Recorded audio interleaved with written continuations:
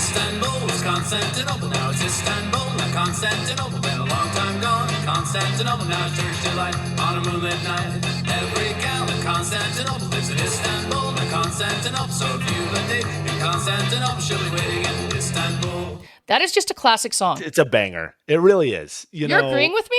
I am. In a moment Wow. of truth, They Might Be Giants, that classic song, classic video. They were hugely, and I mean hugely popular when I was in high school, which I know there's a little time difference between you and me. Yeah, but that song transcends. Oh, it totally does. I will do this, though. I want to recommend another song. It's called Birdhouse in My Soul. I think you should take a listen. Well, hold on. That sounds sad, like Bono said. We've already tread that No, it's a great before. song. It's a great song. What's it about? It's about your birdhouse in your soul. That does not make sense to me. Well, if you listen to the song, then it would make sense to you. Birdhouse in your soul sounds like you've got a parasite. It sounds like code for tapeworms. Oh my God. What? Can you not appreciate any music outside of like ska and punk? Not really. I mean, I can appreciate it. I mean, I don't like a lot of things. Birdhouse in your soul just sounds intrusive. When you come into class tomorrow, that song's going to be playing. No one will play it for me. Oh, yes, I will. All right. We'll see.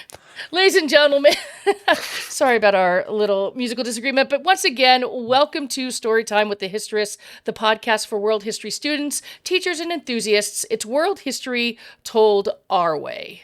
Yeah, and we got a doozy today. Oh, we do. This story right here, this is one, since we started the podcast, I think this is the most requested topic that we've had from students in our classrooms. Whenever we get like, hey, you guys should do a podcast, this is what we get asked to do. Yep.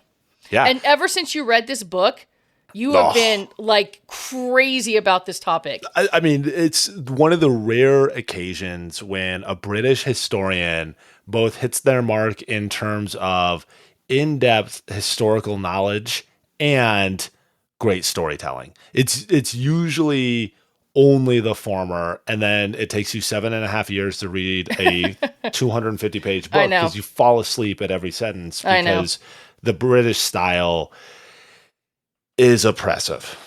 It's oppressive. It is. It's like, did you ever, when you were younger in high school, I think this is even too old for you, but Alistair Cook, who used to like narrate all the old school videos for history. Oh, the ones that he's like, and then Hitler and his masses broke forth across the plain. And then it's like a picture of like old tanks and like a plane. Yes. It's like, and like the Poles had no chance. Yeah, I know what you're talking about.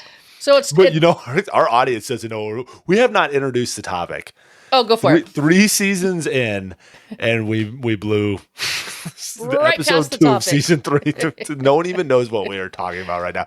All right, let's just number one requested topic. Number one thing we're getting after today. We're breaking down the siege of Constantinople, the Turks, the Ottoman Turks versus the Byzantine Empire. Yeah, because students are always curious, why is this such a big deal? Right. Why the Ottomans taking Constantinople is such a big deal? Because no one knows who the Byzantines are. That's correct. It's a freaking boring topic. But like more importantly, like I think that the actuality of like kind of what was pulled off here by the Ottoman Turks, I think is one of those things that we take for granted in modern times. And that's why what Roger Crowley did in 1453, which is our main source for this book, is so incredible. I mean, this is a really well-researched, even better crafted rundown of this epic clash between not just the Ottomans and the Byzantine Empire, but of Islam and the West writ large. It's extremely readable.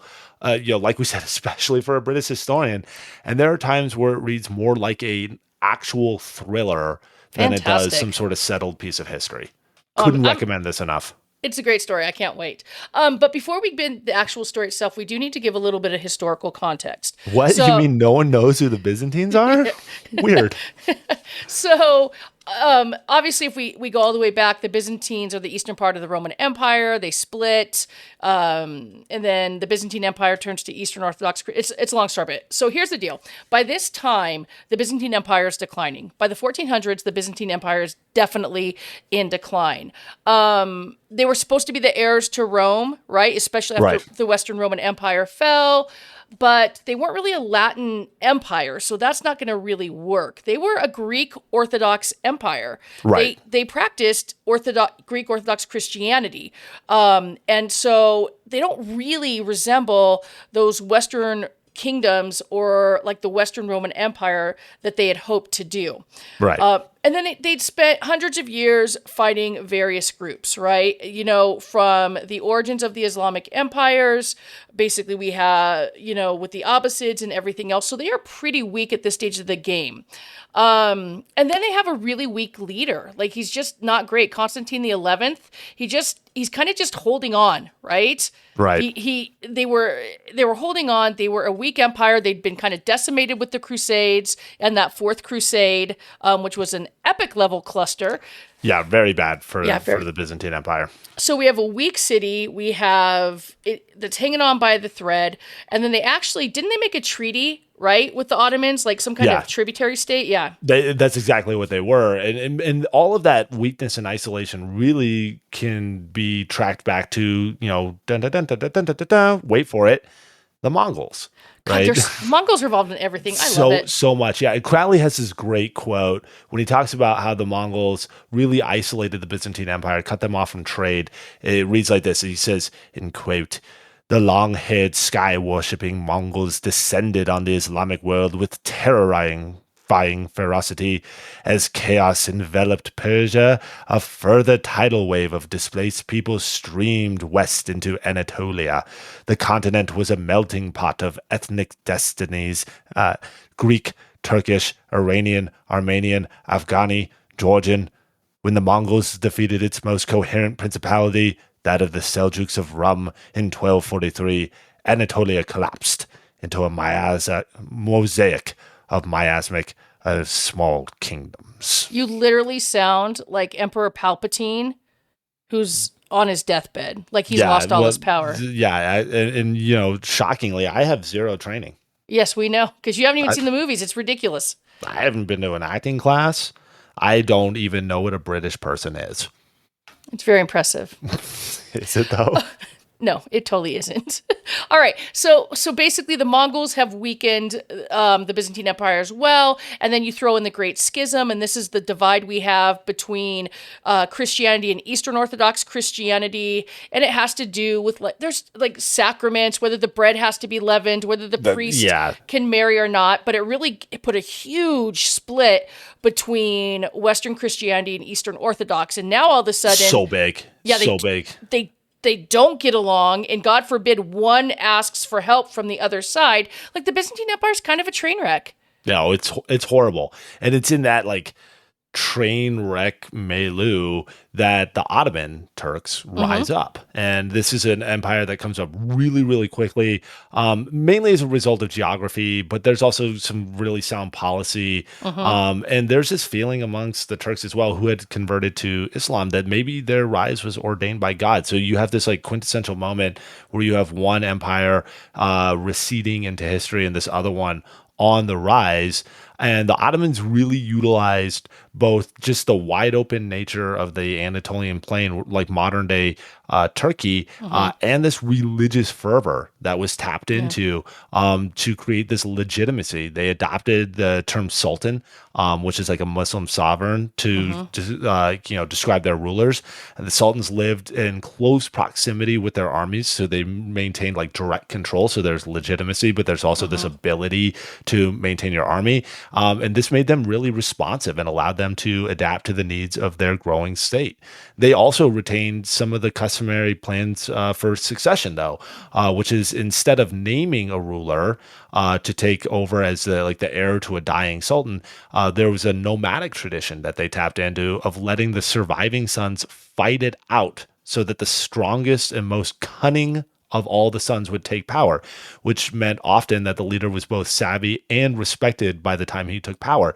So they're very, very quickly like juicing this empire and putting it on steroids, but they're also not just warriors, right? They were also like brilliant administrators. So would you say that their policies, I'm listening to this and I'm like, God, this sounds a lot like the Mongols, right? The Mongols were definitely he who can become leader becomes leader via strength. And do you think the religious fervor of these Islamic whether they were military, where they were missionaries, was a result of Mongol policies towards the Abbasid Caliphate and what they did to Baghdad, or just... Yeah, you get the impression when you read Crowley, and also there's another text that we didn't really tap into much for this book, but for this podcast, excuse me. But this book, The Silk Roads by Peter Frankopan, talks a lot about the nomadic traditions of the Turks themselves, and how they were like, they're definitely not the Mongols, like capital T, capital M, the Mongols. Right. However, they are able to be adaptive and exploitative of the situation in much the same way that Genghis Khan was when he rose to power as well, and during the Mongol expansion.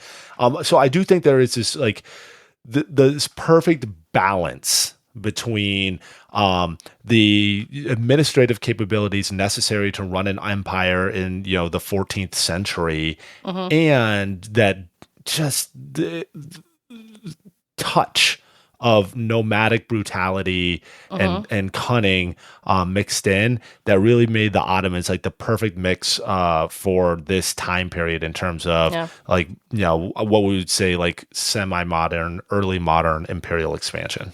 And they do. You're right, because they do. It's like they take the best policies from groups and kind of adapt it in their own. And they did the same thing economically, right? They made the people they conquered tributary states. And so the idea was, you become a tributary state, you have to pay tax in homage to the Ottoman Empire, which works really well. And then the more cities you conquer, the more tribute you can collect because of more tax farming. And that's really going to actually be hugely important to the Ottoman Empire, because we have to remember that it was prohibited to tax Muslims. Right. So you got to figure out how to get funds somehow. So you've got to conquer other territories that aren't Islamic in order to be able to get the population and territory you need to collect the taxes that are so vital to basically extending and expanding your empire, which the Ottomans do. It's pretty smart. Yeah, no, they were very effective, really exploited the religious like plurality, the Dahimi, right? The Christians and the Jews, like you talked about. They got big money for the state. And, right around the beginning of the 15th century, they're poised for something really big. They've got a growing army. They've got growing control of both land and sea-based trade routes. They've been able to effectively move into the space opened up by the Black Death and the bubonic plague. For more on that, check out our series, From Kaffa with Love, on the spread of the Black Death out of the Black Sea, and the chaos that created. They were really kind of like in this position. The one thing that they lacked was a leader who wanted to drive on the Byzantine Empire.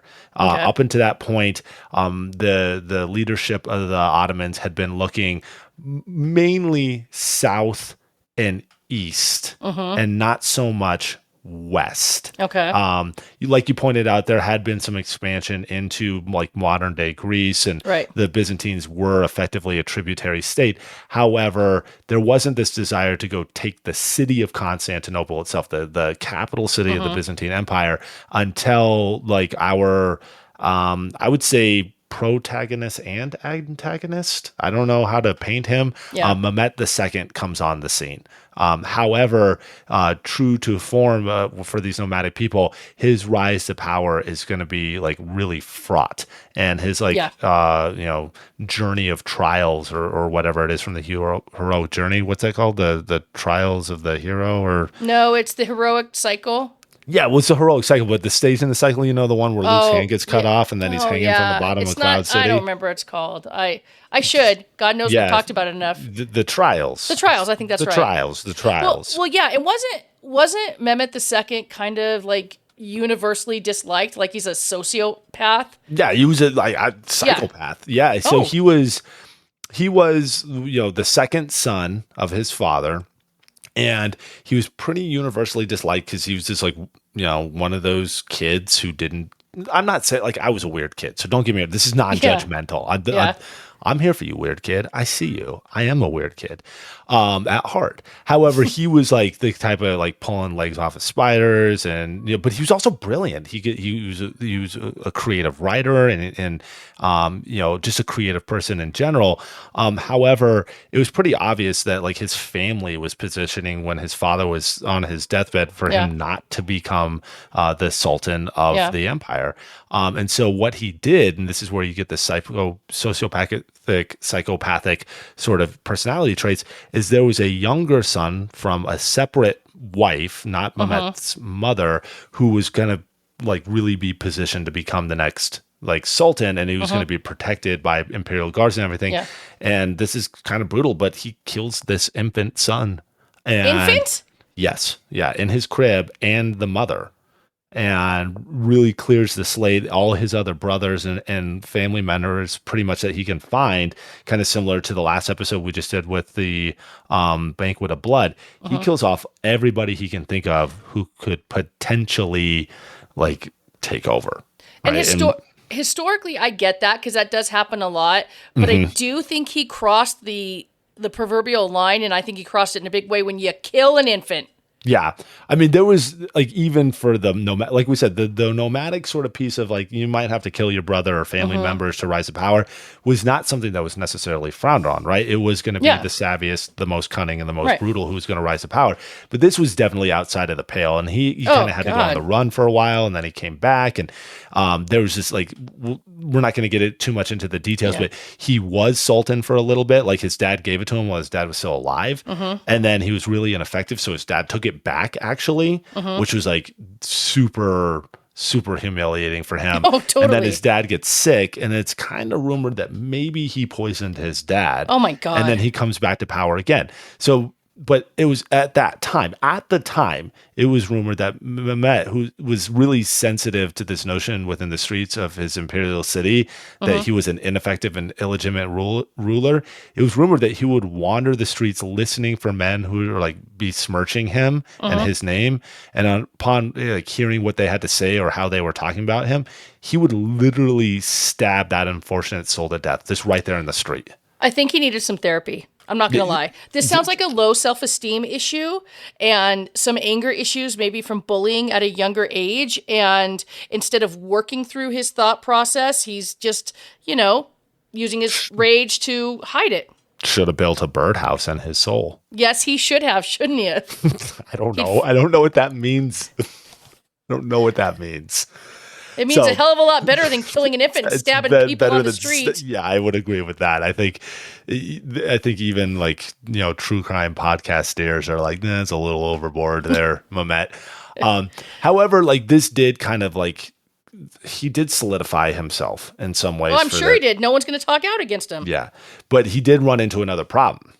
What did he run into? He almost lost the Janissaries, who were like a key foundational element to the success of the Ottoman Empire. So real quick, Jen, 50 words or less, who are the Janissaries? So the Janissaries are Christian boys who were taken as kind of like a tax payment from like the Armenian Christian citizens. And then they would take these boys and they would basically take them back to the capital. They'd convert them to Islam, and then they would train them and train them and train them. And they'd either become really elite military, or they'd become part of the bureaucratic civil service. And even though technically they were kidnapped, which they were, oftentimes these boys had a far better life in the realm of the Sultan than they ever would at home. So it's like kidnapping sucks. It's not okay. But if it had to happen, this was not necessarily the worst thing to happen. Yeah, well, the slaves at the gate is oftentimes what they're referred to, right? Yeah. And like the blood tax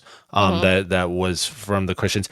I will throw out there that many of them were eunuchs as well. Yes, that's true. Especially the administrative guys. So I think that maybe they would disagree. And in fact, we do know eventually that they rise up and really bad, demand that they, stop being castrated and be able to have wives. And because they have the guns, within this empire. They are the only ones, right? The only Right. soldiers, only people who are allowed full-time access to firearms, which gives them this huge advantage. Yeah. They're a force to be reckoned with. And it's that group of people that Mehmet really crosses during some of his early expansions as he starts to move west towards Constantinople. He decides he's going to reduce their spoils of war. So just very basically, very briefly, listener, whenever these nomadic groups, and this is true of the Ottomans as well, go on the war path, soldiers are given a customary like percentage of all of the stealings, the spoils of war. Oftentimes you hear it referred to as, where like you could take slaves, you could take property, you could take animals, you could take whatever. And Mehmet wanted to basically reduce the percentage that the Janissaries would get so he could create a larger war chest, so that when it was time for him to drive on Constantinople, which is his secret goal, no one else knows about this right now, then he'll have the funds to do it. However, when he tells the Janissaries what's up and that he's going to reduce the spoils of war, they literally hold him hostage. Well, yeah. There's no army that's going to take on the Janissaries. So eventually he has to not just cave, but give them more. So like things aren't starting out super well on the war path. Well, he's savvy too, though. So he was forward thinking. I'm not trying to, this is not the part of the show where I like, defend the sociopath or whatever. However, like you could sort of see where he was going at with that. No, I do. Like I get the idea of saving money to be able to lay siege to Constantinople, but what did he think he was going to do without the Janissaries? I don't think he thought he would lose them, right? I think that's that kind of personality trait when you're like that smart and have been that capable that you think the rules don't apply to you. That's true. All right, you know what I'm saying? I think it was hubris. Fair point. Yeah. So they nearly kill him in open revolt, but he survives. Of course he does. Yes, but he's got to kind of start to paper over some of these like issues of his legitimacy and the Janissaries. And remember, he had lost the Sultanate and then gotten it back. Like he's got some problems. And so what he decides to do, a classic move, right? We've seen this before. We'll see it again. Guys like Napoleon will do this as well, is he decides that his solution is to go to war. Right? Oh my God, it's totally classic. Every time your country's going to hell in a handbasket and you have like no support and no unity, go to war against a foreign country. Right. And he's going to choose the target of all target for Muslims. Within the cultural memory and heritage of the Muslims, no target was more enticing than Constantinople. In fact, like the Ottomans don't even have a word for Constantinople. Like they'll eventually like rename the city Istanbul, right? Like we heard was once Constantinople. Yeah, exactly. However, they referred to the city as the Red Apple, right? It was like ripe for the picking off of the tree, and all that needed to occur was for somebody to come and take it, right? Oh my God, I'm having coveted prize. I'm having a biblical moment here. Like Constantinople is Eve taking the apple from like the tree of, I don't know. Never mind. Doesn't make any sense. It might. Well, kind of, not really. No, but from the Christian perspective, it might. Well, I understand that piece, but like, sorry, it's just side tangent. We'll have to circle back. We'll have to circle back on that one and see. All right. So, okay. So he's going to make a run on Constantinople, which we just talked about. But what about, okay, so if you're making a run on Constantinople, that's great for the Ottoman Empire. What's the Byzantine Empire doing? Because I know they're not tight with the West. So, and I know their military is really crappy at this stage of the game. What was their strategy? It's not good. I mean, it's definitely not good. Yeah, so it's like Mehmet's like massing his forces. He's whipping up this religious fervor. He has like 80,000 plus crack soldiers. Plus, he's going to be able to bring another 50, 60,000 irregulars from other parts of the empire as well. He's building 320 ships to like kind of lay siege to the city because Constantinople is a port city. So he's going to try to strangle them from the sea. And they're like, and very importantly, they're starting to import the state-of-the-art cannons, and we'll talk more about these guns a little bit later on in the series. However, for the Byzantines, like they're relying on outside help. It's really like, imagine if New York City over this period of 100 years lost something like 70% of its population. So all the buildings are still there. All of the like infrastructure is still there. There's just a super small number of people, less than 1 million people living in this space. that's what Constantinople was during this time period. And in order to get anything done, they relied on outsiders, specifically the Genoese, who again, like check them out in our Black Death series, to do a lot of shipments. They were basically a client state, and they were like basically relying on these fractured forces to help them out. And by January of 1453, the intentions of Mehmet had become clear to the Byzantine Empire, and a series of diplomatic mishaps led to a legitimate reason for the Sultan to lay siege to this city that was essentially broken and isolated. I find it kind of ironic that they're asking. I'm sorry, I'm just going back to the Fourth Crusade. Wasn't it the Venetians who were using the ships? It was Venetian ships, but the Crusaders were coming and they were going to recapture Jerusalem, but they end up sacking Yes. Constantinople. I'm like, oh, going back to Italy, I'm sensing a theme. And actually, in all fairness, it is a theme. They're expecting, because I know they contact Rome, and they're expecting a huge military expedition, kind of like the Crusades, right? Right. Because Yeah, they're painting it like an attack on Christianity again? That's essentially what's going to happen. However, like the Emperor Constantine the Ninth overplays his hand, and essentially here's what happens. Constantine had threatened to not pay the tribute that we had mentioned earlier to the Byzantine, the Ottoman. Yeah. And he says that the treaty that was signed between the two empires was illegitimate. And when I say empires, like the Byzantine Empire at this point in time, air quotes, is just a city, right? Yeah. But Constantine the Ninth claims that this treaty was illegitimate and that he would go a different route if Mehmet refused to accept the demand that he not have to pay, which is a pretty bold move. That is like the biggest bluff of all time. Yeah. Yeah. Constantine like intimated that he had within his city a family member of Mehmet's, this man named Orhan, who could lay legitimate claim to the throne. And Constantine threatens to help bankroll Orhan's claim. So Mehmet uses this belligerent attitude from Constantine to dissolve the Treaty of Tribute, and instead decides that the Ottomans need to go to war. And because he so desperately craved legitimacy and had whipped up his empire, it was a pretty easy sell to the people around him and within his empire that they're going to like attack, right? Yeah. So then Constantine turns and calls to Rome, right? Which the citizens of Constantinople are massively critical of because of the Great Schism and the fact that those, the Roman Catholics and the Greek Orthodox, who like essentially are Catholic, not Catholic, like. Right. So they start howling. They want like nothing to do with it. However, Constantine he's bluffed, so he needs some sort of support. Yeah. So when Rome turns its back, he goes ahead and calls on the city-states of Venice and Genoa, the kingdoms of Castile and Hungary. And he even goes, my peeps. Yeah. And then he even goes to the Sultan of Cairo. Oh, right? God, he is desperate. He is desperate, right? And unfortunately, unlike the massive military expedition that was formed during the First Crusade to rescue the city of Constantinople, this call was answered by sending small sums of money and food.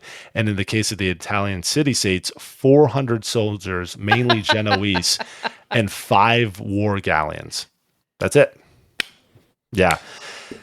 Now, before we get to this is going to be a bloodbath, right? Hundreds of thousands of Turks and warships and everything else versus this piddly amount.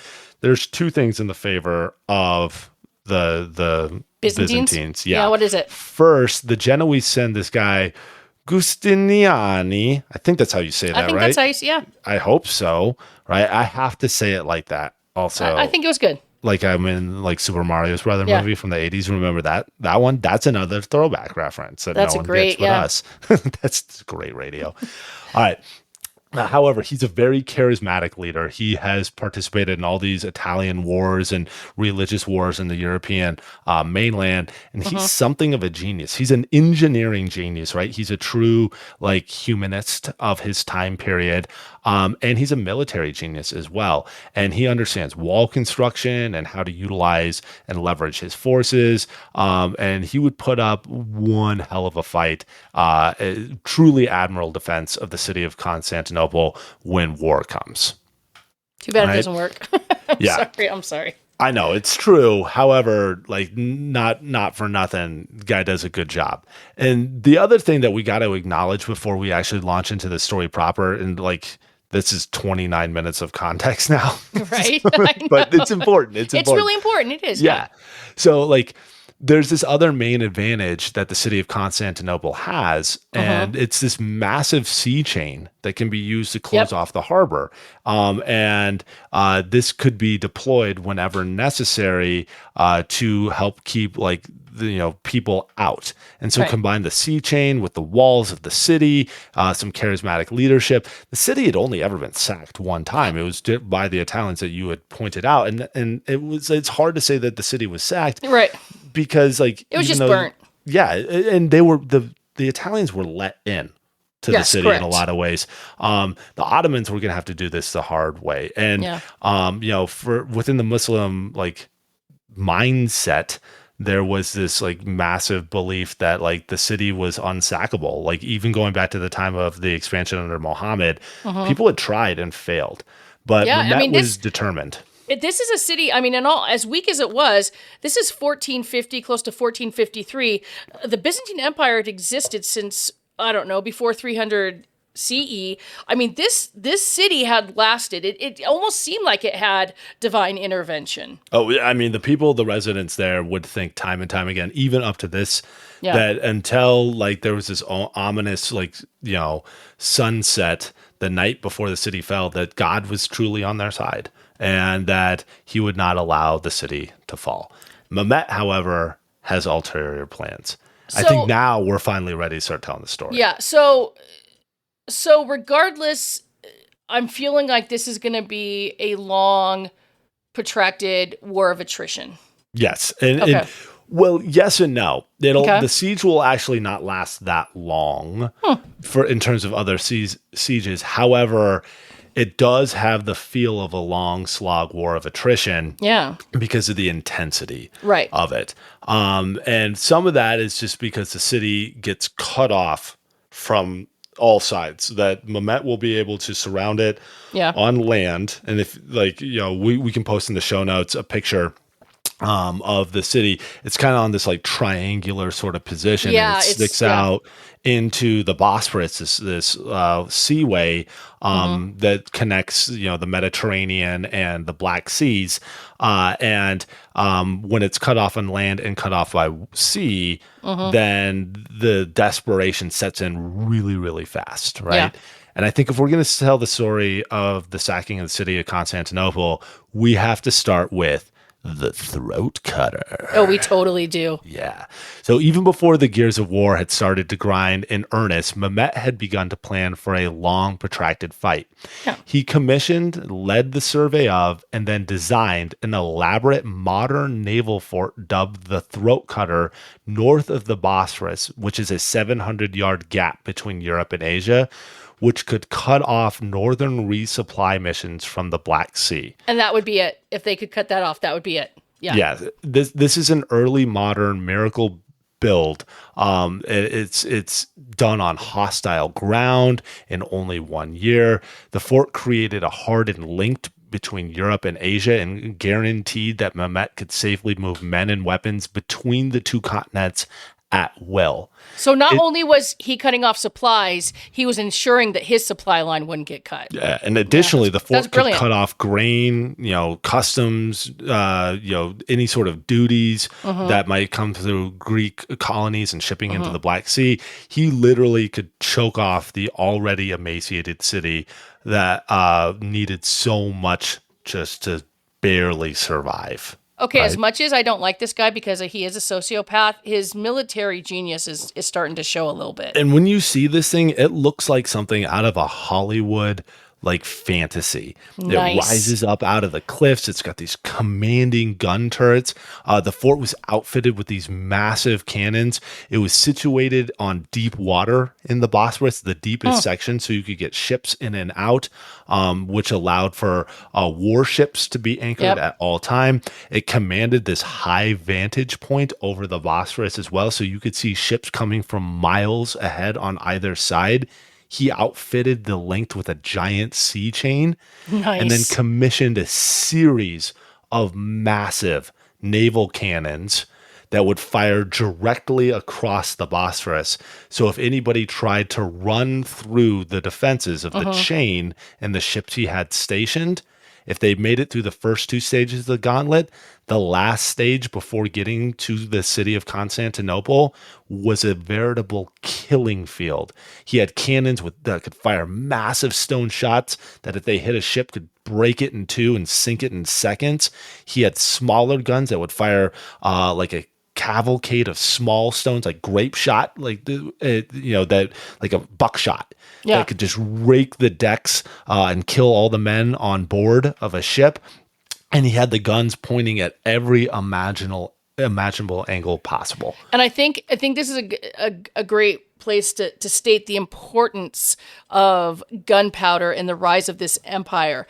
And it's the time of the rise of the gunpowder empires, but really the fact that the Ottomans had and basically used gunpowder both in like rifle form and in cannon form when others didn't have necessarily that ability, was just so instrumental in the development of this new Islamic world, really. Absolutely. And in fact, like the just showing the sort of European disdain for this type of warfare that just didn't fit the mystique and grandeur of old style fighting. One of the first ships to try to pass through the throat cutter refused to stop when hailed by the Ottomans at this new port. And it ran its way over the sea chain and past the ships. And when it entered the killing field, one shot from the great cannon that sat right abreast of the throat cutter hit that ship mid-ship, split it in two, and reportedly killed every sailor on board in a matter of seconds. That's insane. With those opening shots, we'll pick the story back up for episode 2 in our series, Hungarian Guns. Finally, my peeps are represented. Yeah, they do great work. I'm sure.